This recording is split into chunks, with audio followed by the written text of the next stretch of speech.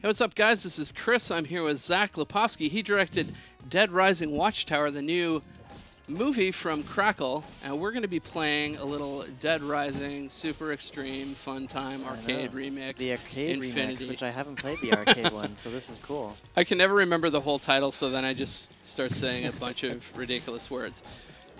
So, Dead Rising. Let's talk about how you first sort of started playing Dead Rising, how you got involved with this project. Sure, yeah. I've always been a big gamer, but mostly on my desktop. And when Dead Rising kind of started to arrive into my lap, the hilarious part of it was my mom never let me have a console when I was a kid. And so she'd let me have a computer. I could kill as many people I wanted on my computer, but never a console in the living room. The hypocrisy of our parents. I know. And so then when I got the job, I was able to, I got an Xbox One and put it into because I was staying with her because we were shooting in my hometown. Nice. So I got to bring the Xbox into the living room and plop it down and hook it up to the TV, and I was like, there's nothing you can do now, Mom. And just like, just like you're doing now, drive through hundreds and hundreds of zombies, and eventually she was just completely horrified, but it was... I had a moment like that with my mom. When I started working at IGN, I was doing strategy guides, and I basically was like, see, you can be like, this thing that you said was going to rot my brain. My parents never really said it was going to rot my brain or anything, but they, yeah, it's funny. So where did you film it? You said your hometown? Yeah, so we shot in Vancouver, which is where I'm from. Canadian in our midst. That's right. So the awesome thing about this game right here is this, I mean, it's one of the awesome things, but this particular thing. Absolutely. Basically just get to steamroll a bunch of bodies. So obviously lots of carnage and mayhem in Watchtower. Talk about sort of the bloodiest, most disgusting thing you had to do on set. There are, one of my favorite kills that you can do once you get, once you're using your combos in normal, just say like Dead Rising 3, is the sledge saw, where you can, sledge it into someone with the saw and then lift them up off the ground and cut them in half. Right. So we do that in the film, and it's pretty spectacularly gory. There's some really good beheadings, too, that we spent a lot of time to make as gross as possible. How do you make a beheading as gross as possible? What kind of goes into that? Well, you gotta, build the head, build the torso, build all the pieces that are in between the spine and the guts and all the tendons and all the juiciness that's in between your head and your body, and then make it all look realistic, and then slowly separate them as you pump blood through the entire thing so that it spews blood everywhere.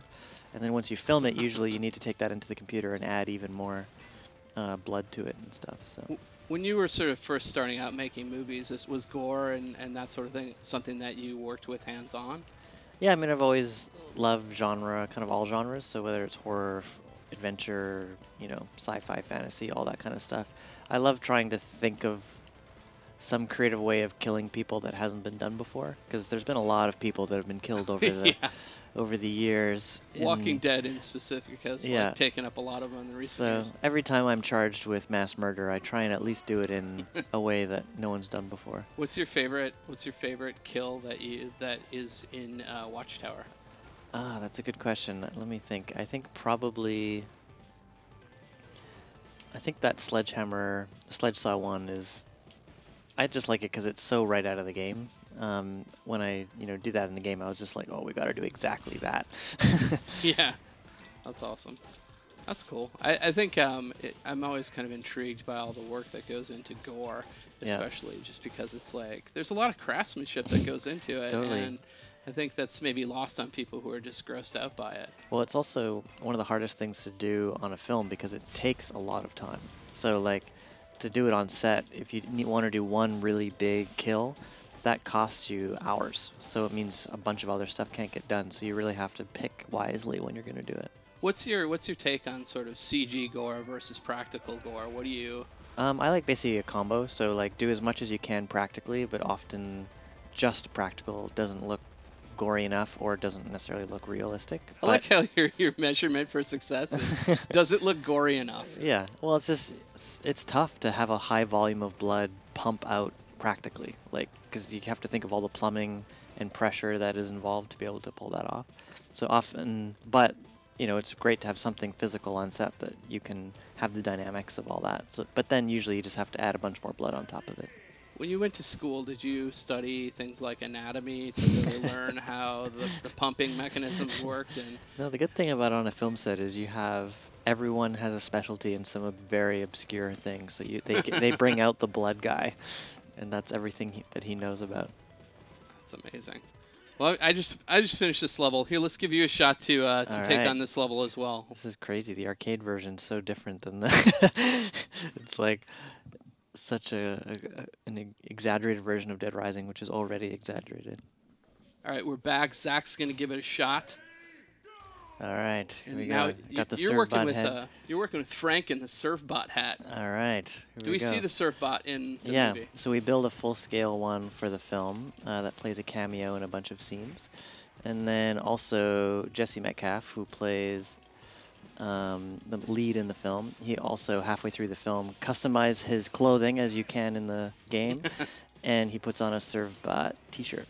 So you see in all the posters, he's wearing a Surfbot T-shirt for the. Covered in blood, of course. There's a lot of winks, a lot of fan service in this movie. Yeah, all the way through. There's even a, because in DR3 you can collect, look, let me do my super here, can I? All right. You got super stabby. That was easy. So in DR3 you can collect Frank West statues for extra points, I think they call it AP. And so in the film, we made a Frank West statue and then hid it. All right, here we go. Trigger, yeah. Hid it in almost the background of every scene so that you could watch the film and try and find the Frank West statues. So there's going to be an Easter egg mode of the Blu-ray. There's so many Easter eggs in the whole thing.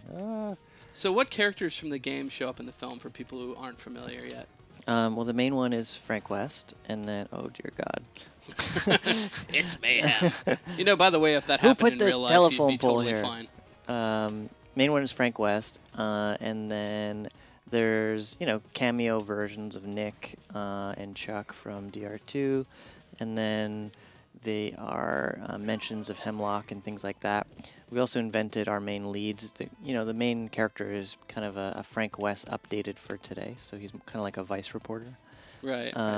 He is kind of going in behind enemy lines, but instead of his camera, like Frank here, he's got his cell phone, and he's trying to, record videos to go viral of the zombie apocalypse.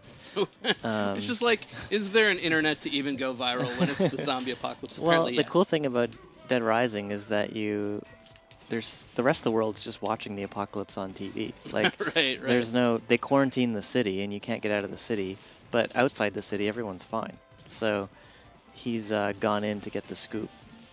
Which is pretty much the most cynical view of humanity you could ever have. It's like, everyone's watching on TV, and we cordoned off the city, and now it's a pleasure dome for other, well, not for the people who are inside. So how important was it to get all the weapons that sort of like pieced together in this film? Yeah, you can see them flying by on the screen here right now. It was fun because we had to put in all the great combo weapons that people love, and you can see the chainsaws here, the sledge saw, the paddle saw, but at the same time invent our own, because every game has to bring its own, combo weapons, so we had to come up with our own. It was funny talking with Capcom, because I was like, we don't have giant floating hams though, but but talking with Capcom, figuring out, I gotta get some health, jeez. Although I'm max super. Why can't I get it? Oh, you're maxed. Oh, alright. Well, I gotta use my supers up. But anyway, so talking with Capcom, I was like begging them, I'm like, what are all the cool combo weapons that aren't in the games that I can use in the film? And they're like, dude, every single combo weapon we've ever come up with, we've put that into the games already. So we came up with our own cool ones as well. One of the ones I like a lot is the katana shovel. So it's got a katana on one end and a shovel on the other. So you've got slicing and bludgeoning. So yeah. Well, it's also nice if, like, let's say you have a moment to pause from all the zombie killing. You could have a garden. Yeah, also. Exactly. You could make a garden quick. Yeah, if you get that truck over there, you're gonna get to get on the steamroller, which is super fun. All right, I'll make my way over there. Get out of my way. That's the best possible way to bring people out of your way as well. I love this game too because there's so many nods to old Capcom games. Yeah. In addition, all the Well, we even put like there was a nod to at one point they're in a military base and they're calling out like different things like, you know, VidCon, Capcom, like they are like Mission Control and NASA. Nice. But yeah, it was fun to incorporate as much as we could. How closely did you get to work with Capcom on this then? Well, the cool thing is Capcom Vancouver, their studio in Vancouver, are the ones that make the game. Oh, that's super convenient. So they were just down the road from our production office and got to visit, and all the weapons we built and stuff are now hanging in their office. Oh, that's awesome. Yeah. You just donated them, or they showed up on set and they're like, we're taking them. We're commandeering them. A bit of both. You know, you got to keep them happy so that... And you've played the other versions of this game. Yep. This one, you know, obviously. I haven't played this arcade version, but I've played DR1, 2, and 3. Right, cool. Yeah, those are a little bit more serious in tone. This one's not. Well, to a degree. I mean, in DR3, you can have a banana hammock and a flamethrower attached to your balls running around. That's true. That's true. It starts off. Yeah, I guess you're right. It's like on the Xbox One, the tone started getting a little bit more like real world zombie stuff. Why do you think like in pop culture now zombies continue to be such a thing? I mean, that trend has been going for a while now. Yeah, it was funny when we got the movie going. Pretty much every human being I know called me saying they wanted to be a zombie, or like Facebook me basically saying, here's what I would look like if I was a zombie, and like, I will take the day off work, I'll do anything you want. And I think a lot of it is just like there's something, because they're so close to being people, for some reason that totally, you know, oh, if I use my super on this, does it shoot the flamethrowers? No, you have to get off the thing to use your super. You can't shoot the flamethrower on the... I know. It's a ripoff, right? Like, there's a missed opportunity there. Anyway, what was your question? Why the zombie apocalypse is... Oh, yeah. I think it's just because there's something human about them that we all kind of, uh-oh. I screwed that up. Now you're going to have to take this. You only have 47 left to kill, so you should be able to do it. Take my way through it here. Yeah. It's interesting. I feel like there you go. Now you get to go on to the next round. A very classic Capcom thing, which is you're going around the city to destroy various vending machines, which I feel like is always an objective. Well, they're not vending machines; they're generators. They look kind of like vending machines, but it's always like, well, that's a classic video game thing, right? Find this thing and destroy it, or you're never going to be able to get out of the city. Yeah, well, we always do things like in the film. There's like people, you know, a woman standing on top of a car, surrounded by zombies, screaming that they have to go help, and always like little references like that.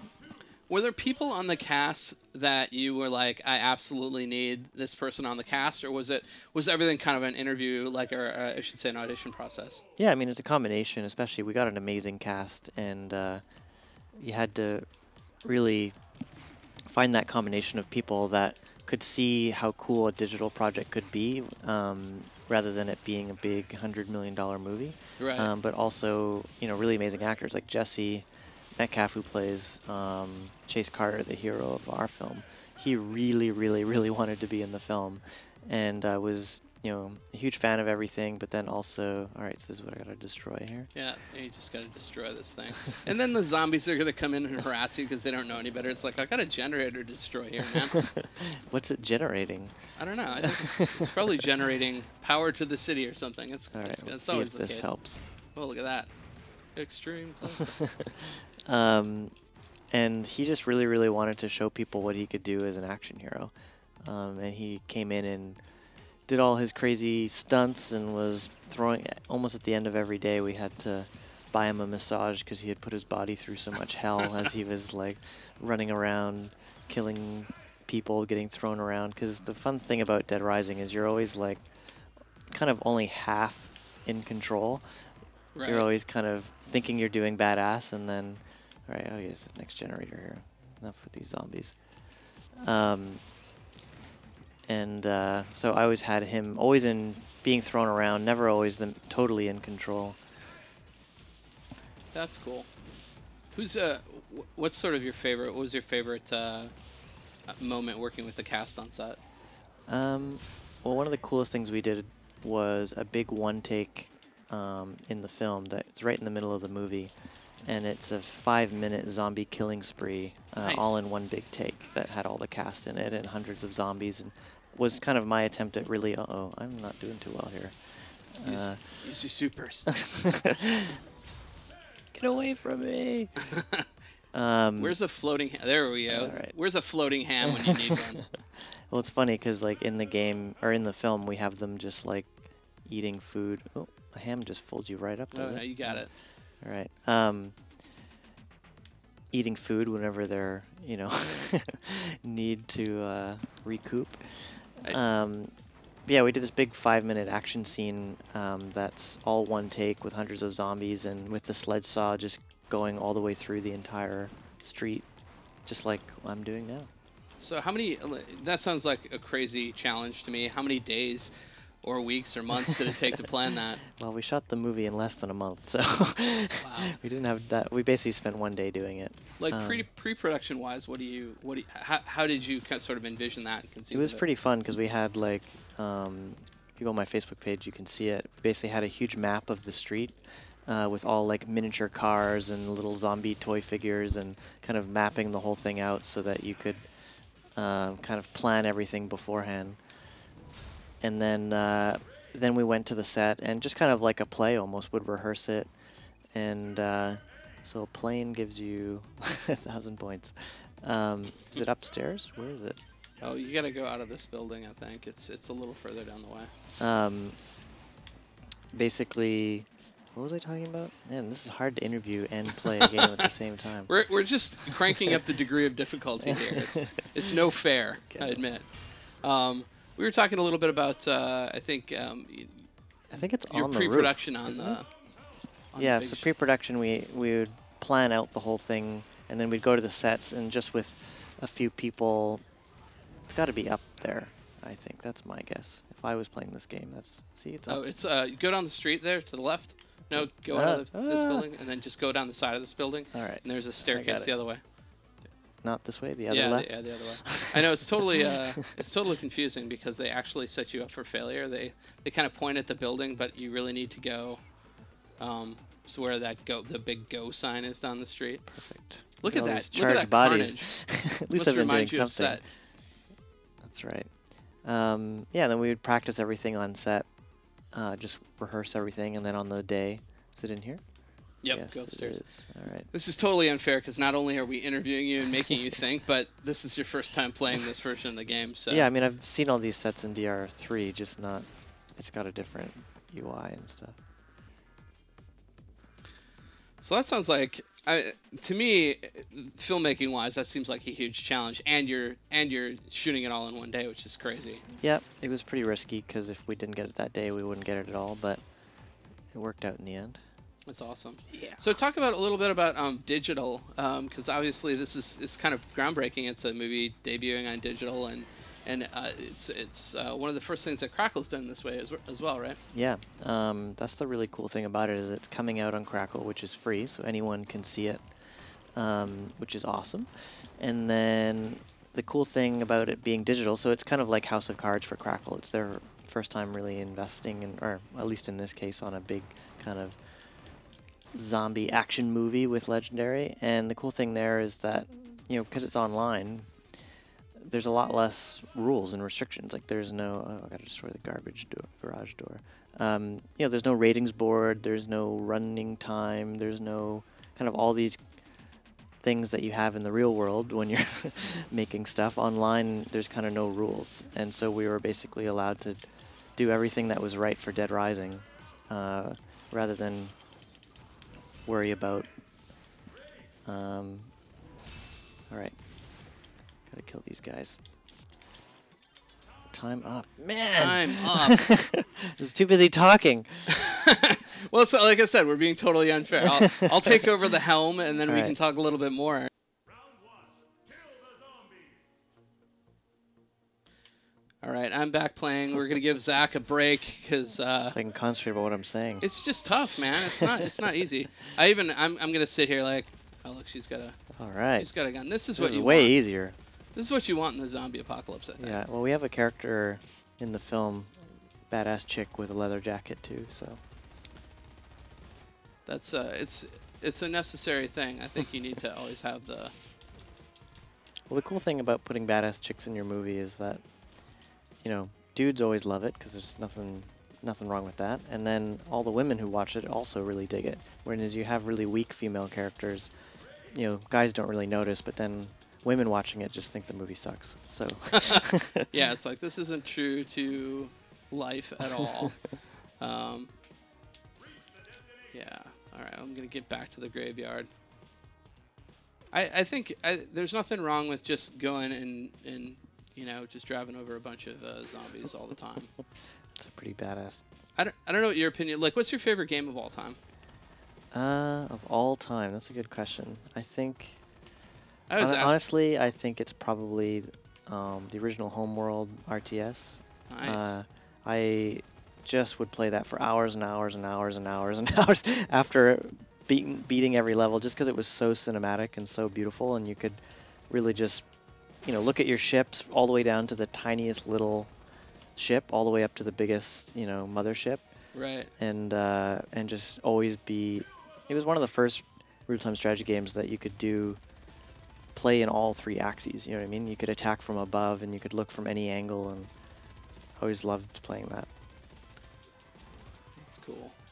Yeah, I feel like when I grew up, I was always like a PC gamer as well. Like, that was where my first love was. I used to do that thing where I would get the Compute magazine back in the day. That's how old I am, is I would get this magazine. I would, like, take the programs in the back, which were written in BASIC, and I would go, like, write them out in my computer. And then I would have to leave my computer on for days after I put the program in. And it was always this painstaking thing where if you got one line wrong, like, look at that, I already flipped my What's bike. her super? What? What's her superpower? Let's find out. Apparently it gets really, really close in. Oh, she just Oh, shoots she's a every- shootist. She's doing gun. What is it? What do they call this? In, gunplay? Gun No, tricks? in what was that movie with Christian Bale? Gun kata? Oh yeah, gun kata. Oh man, Equilibrium. Yeah, I like that movie. I'm getting my butt kicked here.